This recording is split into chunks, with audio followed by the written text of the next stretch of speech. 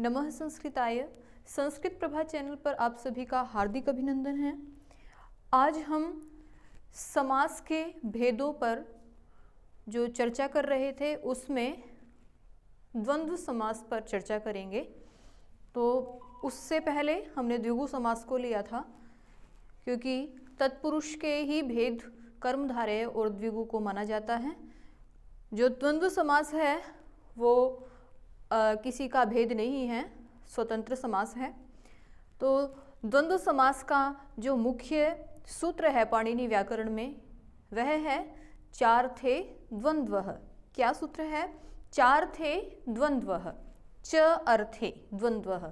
द्वंद्व समास जो है वो च के अर्थ को देता है, अर्थात जो दो पद हमारे समाहित होंगे तो उसमें च का अर्थ छिपा हुआ होगा। जैसे हम परिभाषा कर सकते हैं कि जहाँ दो या दो से अधिक पद इस प्रकार से सामासिक पद बने कि उनमें च का अर्थ छिपा हुआ हो। च जो वर्ण है उसका अर्थ होता है और समास विग्रह करते समय हम हर एक पद के बाद च का प्रयोग करेंगे, जैसा कि आप उदाहरणों में देखेंगे। और दूसरी बात कि जैसे अव्ययी भाव समास में पूर्व पद की प्रधानता थी और तत्पुरुष समास में उत्तर पद प्रधान था, वैसा यहाँ पर नहीं है। इसमें क्या है? उभय पदार्थ प्रधान द्वंद्वः। आप यहाँ पे इस पॉइंट को पहला पॉइंट ही दे रखा है कि उभय पदार्थ प्रधान द्वंद्वः, कि उसमें दोनों ही पदों की प्रधानता होती है। पूर्व या उत्तर पद कोई एक पद प्रधान नहीं होता, अपितु क्या होता है? दोनों ही पद अर्थात समस्त पद उसमें प्रधान होता है। और दूसरी बात यह है कि द्वंद्व जो शब्द है उसका अर्थ क्या है? दो या युगल। तो इस द्वंद्व शब्द को हम द्वंद्व समास लेते हैं इसका अर्थ। तो द्वंद्व इस शब्द में ही क्या है? द्वंद्व समास है। द्वंद्व जो शब्द है इस अर्थ में ही, इस शब्द में ही आप द्वंद्व समास का दर्शन करेंगे, विग्रह करेंगे। क्या बनेगा द्वंद्व का विग्रह? द्वौच द्वौच द्वंद्वम, कि दो और दो का जो जोड़ा है, दो का जो जोड़ा है वो क्या कहलाता है? द्वंद्व कहलाता है। जैसे सुख दुख, लाभ हानि, ये द्वंद्व होते हैं, प्रायशः हम इनको देखते हैं, तो वही है द्वंद्व। तो द्वंद्व यही शब्द अपने आप में द्वंद्व समास को समाहित किए हुए है। तो द्वंद्व की परिभाषा हमने ये की कि जिस समास में दोनों पद जो हैं च के अर्थ को लिए हुए हैं, अर्थात च का अर्थ जिसमें छिपा हुआ है और जिसमें दोनों ही पद प्रधान होते हैं, अर्थात समस्त पद प्रधान होता है, वह हमारा द्वंद्व समास होता है। जैसे हम उदाहरण लें राम लक्ष्मणौ। अब मैं आपसे कहूं कि राम लक्ष्मणौ आवहय, तो इसमें क्या है? केवल राम को नहीं बुलाया जा रहा या केवल लक्ष्मण को नहीं बुलाया जा रहा, अपितु दोनों को ही क्या किया जा रहा है? बुलाया जा रहा है। तो इसलिए क्या है? उभय पद प्रधान है। अब हम इसके भेदों पर चर्चा करेंगे। द्वंद्व समास के जो भेद होते हैं, साधारणतः तीन भेद होते हैं। वो क्या हैं? इतरेतर योग द्वंद्व समास, समाहार द्वंद्व समास, एक शेष द्वंद्व समास। ठीक है, तो इन में जो प्रथम भेद है इतरेतर योग द्वंद्व, उसके बारे में देखते हैं। तो इस समास में क्या होगा? जो दो समस्त पद हैं वो अपना अलग अलग महत्व रखते हैं। इस समास में, इतरेतर योग द्वंद्व समास में जो दो पद हैं उनका अलग अलग महत्व होगा और वो अपना प्राधान्य प्रकट करेंगे। यही नहीं, वही बात है जैसे मैंने अभी आपको उदाहरण दिया, राम और लक्ष्मण दोनों की ही महत्ता है, केवल राम को नहीं कहा जा रहा है या लक्ष्मण को नहीं कहा जा रहा है, दोनों ही पद का अपना महत्व है। दूसरी बात कि जब हम समस्त पद बनाएंगे तो उसमें जो वचन होगा वो शब्दों के अनुसार होगा। शब्दों के अनुसार कैसे? कि हमारे यदि दो शब्द है, क्योंकि समास दो ही पदों का होता है, यदि दो शब्द होंगे तो द्विवचन होगा। लास्ट में जो सामासिक पद बनेगा वो कैसा बनेगा? द्विवचनांत बनेगा। और यदि दो से अधिक पद होंगे, तीन या तीन से अधिक पद होंगे, तो उसमें जो हमारा सामासिक पद बनेगा वो कैसा होगा? बहुवचनांत होगा। तो इसका नियम यह है कि समस्त पद में जो वचन होगा वो शब्दों के अनुसार होगा। और तीसरी चीज जो लिंग का निर्धारण है, जैसा कि मैंने आपको तत्पुरुष के संबंध में भी वहां पे बताया था, वो सूत्र भी वहां पे मैंने बोला था, उसकी चर्चा की थी। परवल लिंगम द्वंद्व तत्पुरुषयोः, कि द्वंद्व समास में और तत्पुरुष समास में क्या होता है, परवल लिंगम।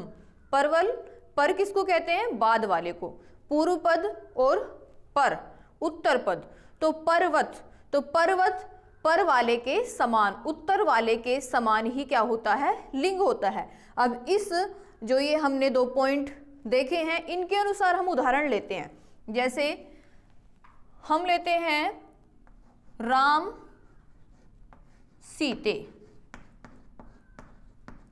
ठीक है, तो राम सीते का विग्रह करेंगे तो इसमें क्या होगा, विग्रह आप क्या कर सकते हैं, विग्रह रामश्च भी कर सकते हैं और क्या कर सकते हैं, रामः च, तो रामः च सीता च,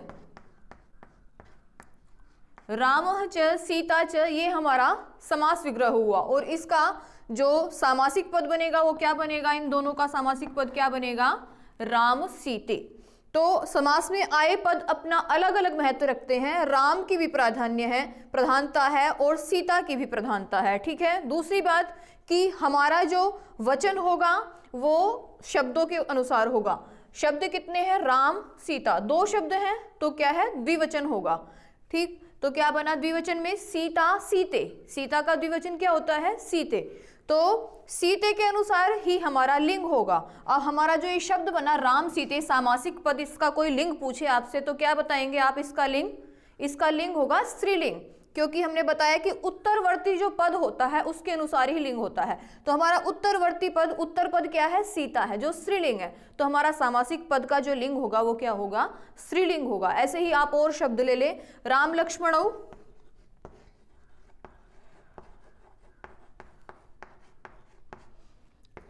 रामः च लक्ष्मणश्च,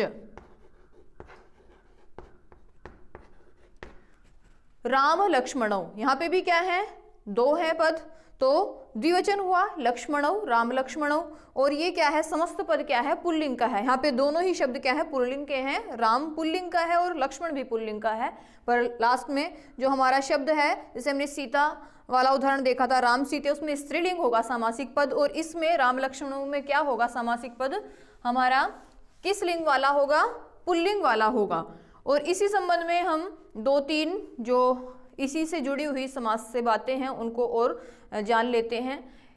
एक सूत्र है अल्पाच्यतरम, अल्पाच्यतरम कि अल्प अच वाला जो पद होगा वो इतरेतर योग द्वंद्व समास में क्या होगा, द्वंद्व समास में क्या होता है, वो पूर्व पद में प्रयोग किया जाता है, अल्प अच वाला। जैसे आप राम लक्ष्मणों को ही देखें, राम में कितने अच हैं, 2 अच हैं, रे में आ है और म में अ है। लक्ष्मण में कितने अच हैं,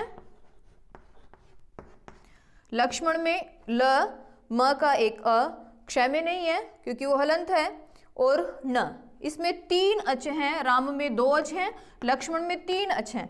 तो वो सूत्र बताता है कि यदि ऐसे पद हो, एक तो अल्प अच वाला हो और एक अधिक अच वाला हो, तो जो पूर्व में पद आएगा वो कौन सा होगा, जो अल्प अच वाला होगा, ठीक है। आप लक्ष्मण रामौ नहीं कर सकते, क्या करेंगे, राम लक्ष्मणों, क्योंकि जो अल्प अच वाला शब्द है, अल्प अच मीन्स अच किसको कहते हैं, संस्कृत में स्वर को कहते हैं, तो राम अल्प अच वाला है तो पूर्व में प्रयोग किया जाएगा।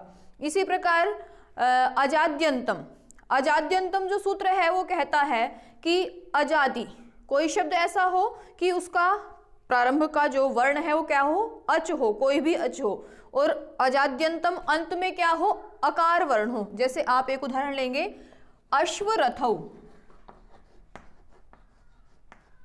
अश्वरथौ, तो अश्वरथौ में देखेंगे आप, अश्व जो शब्द है वो कैसा है, अजादि है, और व में क्या है, लास्ट में अ है, ठीक है।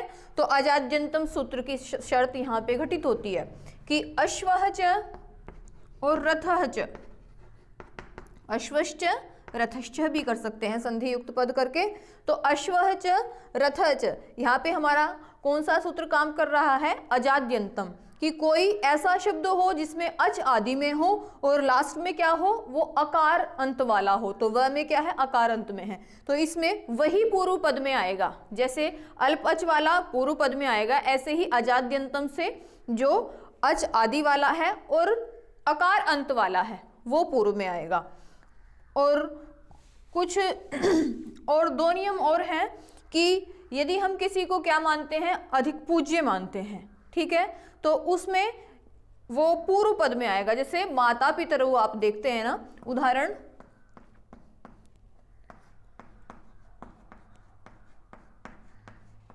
अभ्यर्हितम च पूर्वम प्रयोक्तव्यम, मतलब जिसको हम पूज्य मानते हैं। तो माता को पिता से अधिक पूज्य माना जाता है। शास्त्रों में माँ की महिमा, माता की महिमा का बखान आप बहुत सुनते हैं। तो वही है कि माँ पृथ्वी से भी भारी है, ठीक है, और माँ का जीवन में बहुत महत्व है। तो इस कारण से माँ को पिता की अपेक्षा पूज्य माना जाता है। तो यहाँ पर हम क्या किया है, इसलिए ही हमने क्या किया है कि पूज्य को पूर्व पद में रखेंगे, ठीक है, जिसको हम पूज्य ज़्यादा मानते हैं।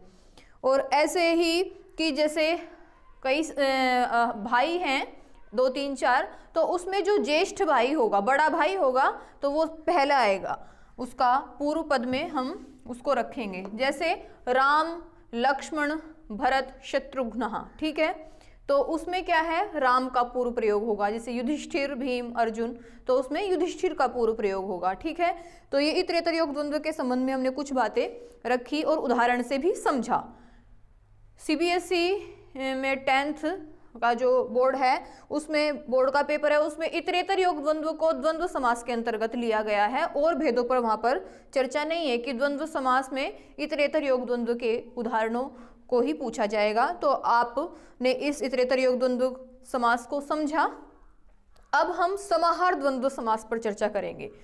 तो जो द्वंद्व का दूसरा भेद है क्या है, समाहार द्वंद्व। तो समाहार द्वंद्व में क्या होता है कि जैसे इतरेतर योग द्वंद्व में जो हमारे सामासिक पद हैं, जो समस्त पद में प्रयोग किए जाने वाले शब्द हैं, संज्ञाएं हैं, वो क्या है, अलग अलग अपना महत्व रखती हैं। यहाँ पर भी क्या है, वो अपना अलग अलग अर्थ या महत्व रखते हुए क्या करेंगी, एक समाहार का समूह का बोध कराएंगी, ठीक है। उसमें क्या इस विशेषता है, अंतर क्या हुआ दोनों में कि वो क्या है, अपना अलग अलग महत्व रखेंगे लास्ट तक सामासिक पद होते होते, और इसमें क्या है कि अपना अलग अलग महत्व रखते हुए एक समाहार का बोध कराएंगे, एक समूह को बोधित करेंगे। और दूसरी बात कि उसमें वचन क्या होता है, सदैव क्या होता है, एक वचन होता है।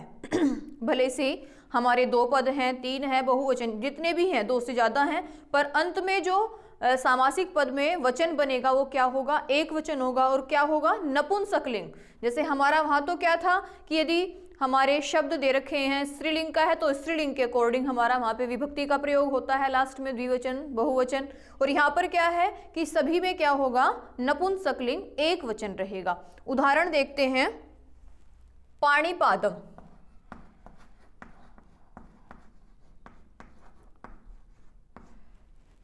जो हम चार्थी द्वंद्व वाली बात कह रहे थे कि च का अर्थ जो है छिपा हुआ रहता है, और च जो है विग्रह करते हुए हर पद के साथ लगता है। आपने उसमें इतरेतर योग द्वंद्व में देखा, यहाँ भी देखेंगे कि च जो है हर पद के साथ जुड़ेगा।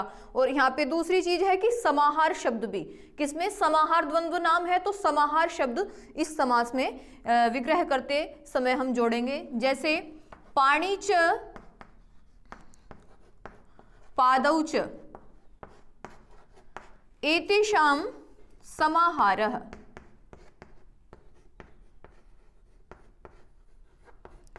एतेषां समाहारः, वही विग्रह करते हुए हमने हर पद के बाद च लगाया, पाणी च पादौ च, क्योंकि पाणी हाथ क्या होते हैं, 2 होते हैं, और पादौ पैर हैं, 2 होते हैं। तो कितने हो गए हमारे, यहाँ पे शब्द भले से हमें 2 दिख रहे हैं, पर क्या है ये बहुवचन, इसलिए एतेषां लगाया।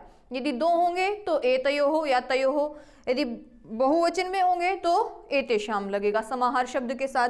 तो वही है यहाँ पर कि पाणी च पादौ च एतेषां समाहारः पाणिपादम, जो हमने ये उदाहरण बना रखा है, पाणिपादम। यहाँ पे देखेंगे आप नपुंसकलिंग और एक वचन का प्रयोग है। और उदाहरण देखेंगे जैसे सर्पनकुलम, तो वहां पर भी यही है, सर्पनकुलम।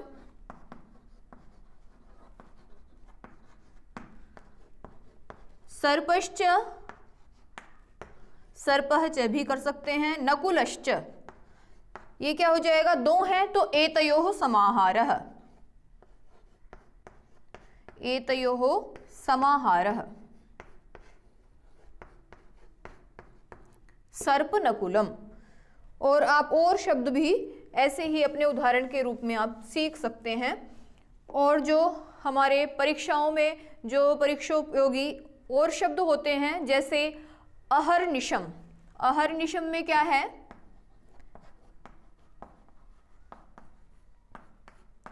अहच निशाच। अहच निशाच अहर्निशम एतयोः समाहारः अहर्निशम।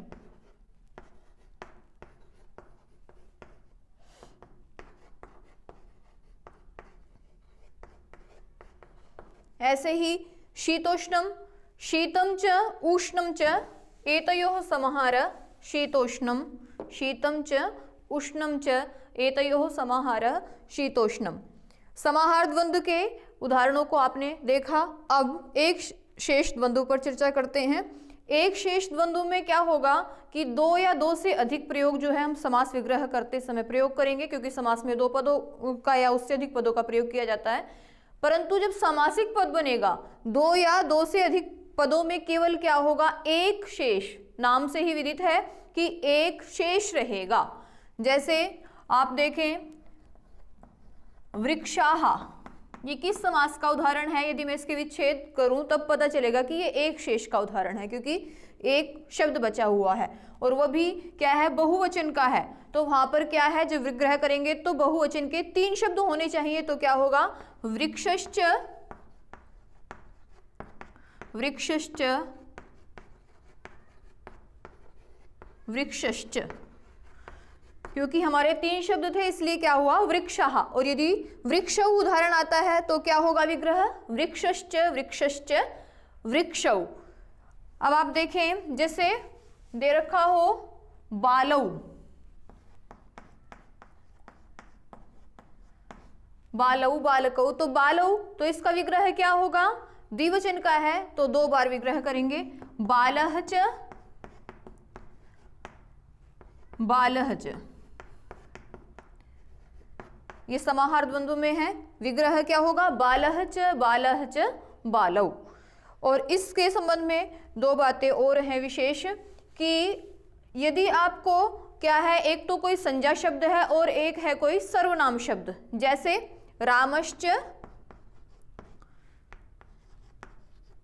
सहज, इसका जो हमारा सामासिक पद बनेगा क्या बनेगा? ये कहते हैं, इसका नियम है कि यदि एक संज्ञा शब्द हो और एक सर्वनाम शब्द हो तो जो हमारा सामासिक पद है वो ही केवल एक शेष में रहेगा और शब्दों के अनुसार वचन होगा। तो यहाँ पर सह जो है हमारा सर्वनाम शब्द है, तो सह का द्विवचन क्या होता है? पुल्लिंग का शब्द है सह, तो तौ होता है, सह तौ।